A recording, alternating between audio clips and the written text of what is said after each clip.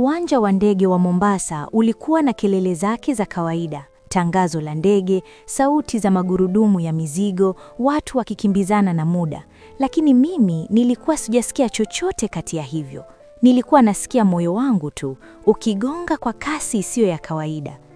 Nilikuwa nimesimama pembeni yake, begi langu mkononi, begi lake mkononi mwake, na mikono yetu ikiwa imefungamana kana kwamba tukiachia, penzi letu nalo lingeanguka sakafuni. Nilimwangalia, nikajaribu kusoma uso wake, lakini niliona kitu kimoja tu, mapenzi yaliyojaa, si shaka. Nikasema kwa sauti ya chini, lakini yenye uzito, safari hii si ya mwisho. Nilitabasamu, lakini moyoni nikajiambia, maneno ni mepesi kuyasema uwanjani. Tulipoingia ndani ya ndege, niliketi kando yake.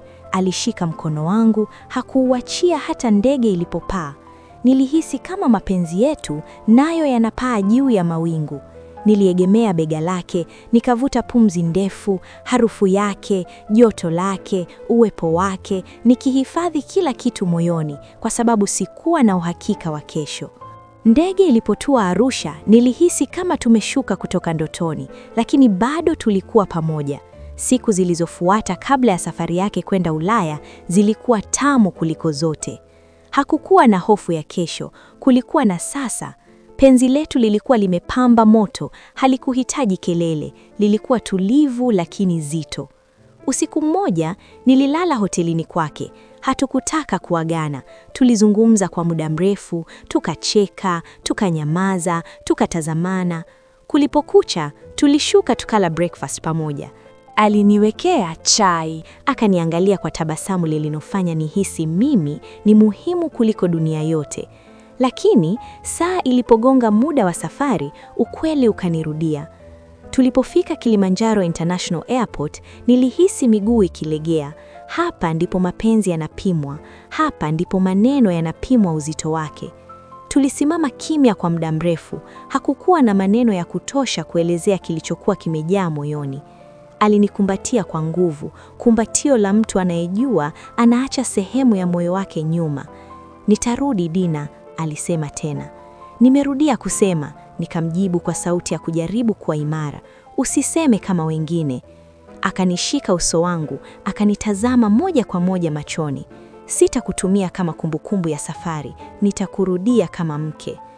Nilimwangalia akielekea lango la kuondokea. Machozi yalinidondoka bila hiari, lakini sikumkimbilia. Nilimruhusu aondoke na ahadi yake. Nilirudi Arusha, nikajiambia nitaendelea na maisha yangu. Nilijua watalii wanapenda, wanaondoka, wanapotea. Nilijilinda moyoni, nikijaribu kutegemea chochote. Lakini siku hiyo hiyo jioni, simu yangu ikaita. Nimefika salama, lakini sehemu yangu imebaki na wewe. Nikavuta pumzi ndefu. Usiniandikie hivyo, utaniumiza. Sikuandiki kukuumiza, ninaandika kwa sababu nina hakika. Tangu siku hiyo, meseji zikawa sehemu ya maisha yangu. Asubuhi, mchana, usiku. Umeamka? Usiku mwema mrembo wangu. Nimekuona kwenye ndoto leo. Mapenzi yetu hayakukufa kwa umbali, yalikomaa.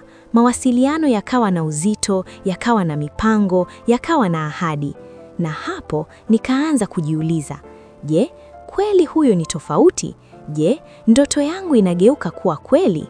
Lakini nilijua, mapenzi ya umbali huanza kwa maneno, lakini hujaribiwa kwa vitendo. Na hayo ndio yalikuwa yanakuja. Niliporudi Arusha, nilijua safari yake imeanza. Lakini sikuwa najua safari ya mapenzi yetu ndio ilikuwa inaanza kwa kweli. Kila siku tulizungumza. Kila siku alinipa matumaini mapya, na polepole nikaanza kumwamini zaidi ya nilivyopanga. Lakini kabla ya ahadi kutimia, kulikuwa na jambo moja kubwa lililokuwa linanisubiri. Sehemu ya 6 nitawaeleza yote, kuanzia uamuzi mgumu nilioufanya hadi ukweli ulioibuka. Tafadhali, endelea kufuatilia hadi mwisho. Pia, usisahau kusubscribe kwa story mbali na kali kusikiliza.